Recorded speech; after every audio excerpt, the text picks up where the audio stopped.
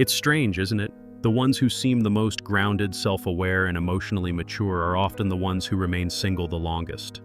Not because they can't find love, but because they know their worth, they protect their peace, and they're not willing to trade freedom and solitude for drama disguised as romance. While the world romanticizes couple goals, emotionally strong people are rewriting the rules, quietly, confidently, and unapologetically. Let's get one thing clear. This isn't just another dating video. This is a psychological deep dive into the mindset of those who choose peace over pressure, who've survived toxic love, done the inner healing, and now carry high standards in dating like a badge of honor. They've seen what settling costs, and they refuse to pay with their mental health, time, or energy ever again. So if you've ever been called too independent, emotionally unavailable, or told that you're missing out, stick around. You're about to understand why being single by choice isn't a red flag. It's a power move. And it might just be the healthiest decision you ever make. Emotionally strong people value peace over chaos. It's not that emotionally strong people are afraid of love. They're just allergic to drama. They've learned, sometimes the hard way, that peace isn't negotiable. After dealing with emotionally unavailable partners, mind games, or roller coaster relationships, they've developed a radar for chaos. And once you've tasted genuine peace, you don't go back to dysfunction just to avoid being alone. For these individuals, choosing peace over drama is more than a preference, it's a boundary. Take someone who's healed from a toxic relationship. They don't miss the constant texts, arguments, or fake apologies. They miss nothing at all. What they've built in solitude, self-love, independence, emotional clarity, is sacred. That's where the real emotional intelligence in relationships kicks in. They know that love without peace isn't love, it's a trap. And frankly, they'd rather spend Saturday night reading a good book than decoding mixed signals. So when people ask, "Why are you still single?" they don't see it as an insult. It's almost funny. They're not waiting for someone to complete them. They're protecting their peace like a vault. This mindset may seem extreme to some, but it's deeply rooted in mental health and relationships. And what most people don't realize is that kind of clarity changes everything. High standards come from healing, not arrogance. Emotionally strong people don't have high standards because they think they're better than others. They have high standards because they've been through hell and decided not to go back. Healing from toxic relationships taught them what to avoid, what to demand, and when to walk away without second guessing. They've seen what settling looks like, and they've promised themselves never to accept breadcrumbs when they deserve the whole loaf. Picture someone who once begged for attention from someone emotionally unavailable. Now, they don't chase, they observe. They pay attention to consistency, empathy, communication, and alignment. These aren't picky preferences, they're signs of emotional strength. And it's not about finding a perfect partner, but about finding someone who doesn't disturb the peace they fought hard to create. They value deep conversations, not surface-level flings that leave them emptier than before. So when someone says, "Your standards are too high," what they're really saying is, "I don't meet them." And that's okay. Self-love and independence have taught emotionally strong people to say no with grace and wait with patience. Their standards aren't walls, they're filters. And this filter doesn't just keep the wrong people out, it prepares the space for something rare to come in. They've experienced relationship burnout and learned from it. Emotionally strong people know the emotional exhaustion that comes from giving too much to the wrong person. They've stayed too long in relationships that drained their spirit and blurred their identity. That's relationship burnout, when you pour from an empty cup until you no longer recognize yourself.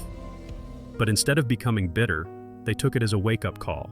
Now, they protect their time, energy, and heart like rare currency. They've learned the importance of rest, not just physical rest, but emotional space. That's where freedom and solitude comes in.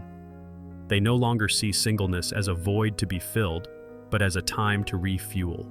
They pick up hobbies, invest in their growth, explore their passions.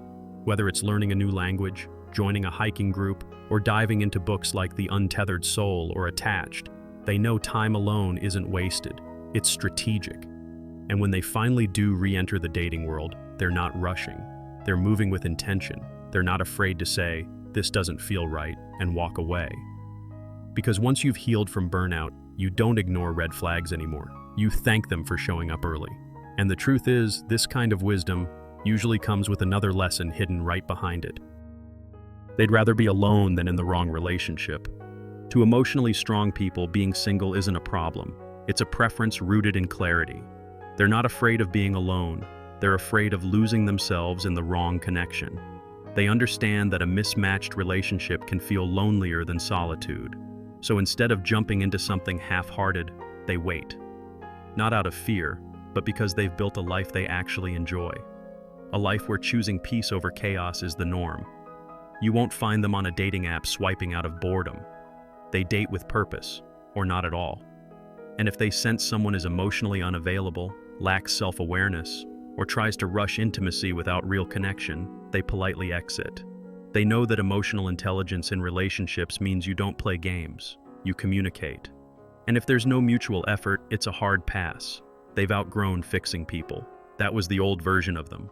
So while others settle to avoid loneliness, emotionally strong people embrace solitude as a sanctuary. They take themselves on solo dates, travel alone, build their dreams. They've turned being single into a season of growth, not waiting. And what most people miss is, this kind of independence does something powerful to your soul, something that leads right into what we'll explore next. They've built a life they don't need to escape from. One of the biggest reasons emotionally strong people stay single longer is because they've crafted a life that feels full, even without a partner. Their happiness doesn't hinge on relationship status. It's rooted in purpose, passion, and self-love and independence. They don't wake up dreading their day or waiting for someone to save them from boredom or emptiness. Instead, they wake up inspired, because their life is already enough. This doesn't mean they don't desire love. It just means love isn't their only goal. They've filled their days with what makes them feel alive. Whether that's running a business, volunteering, creating art, or simply enjoying coffee and peace, they understand that freedom and solitude is underrated. They're not escaping life, they're embracing it fully. And in doing so, they attract people who respect, not resent, that freedom. The irony? The more whole they become, the harder it is to impress them. Not because they're closed off, but because they no longer tolerate bare minimum effort. They're not waiting for someone to complete them. They're looking for someone who complements the life they've already built. And once you operate at that level, something in you shifts, and from there, everything changes. So now that you've seen the truth behind why emotionally strong people stay single longer, ask yourself, are you really single because no one wants you? Or are you single because you've finally learned to want yourself first? That's the kind of shift that turns confusion into clarity and loneliness into freedom and solitude. And let's be honest, maybe it's not that love isn't out there. Maybe it's that the version of you right now has stopped settling for crumbs and started craving peace, power, and real connection. This isn't about swearing off relationships. It's about becoming the kind of person who doesn't need one to feel whole. The kind of person who walks away from emotionally unavailable partners, who knows when it's time to choose silence over chaos, and who's done playing small just to be loved a little. So here's the real question. What kind of relationship are you choosing? One that drains you, or one that matches your growth? If this message hit home, then you're probably exactly where you need to be right now. Hit that subscribe button, tap the notification bell, and join this journey of self-worth, emotional strength, and real love, the kind that starts within. Because once you learn to protect your peace, you'll never let it go again.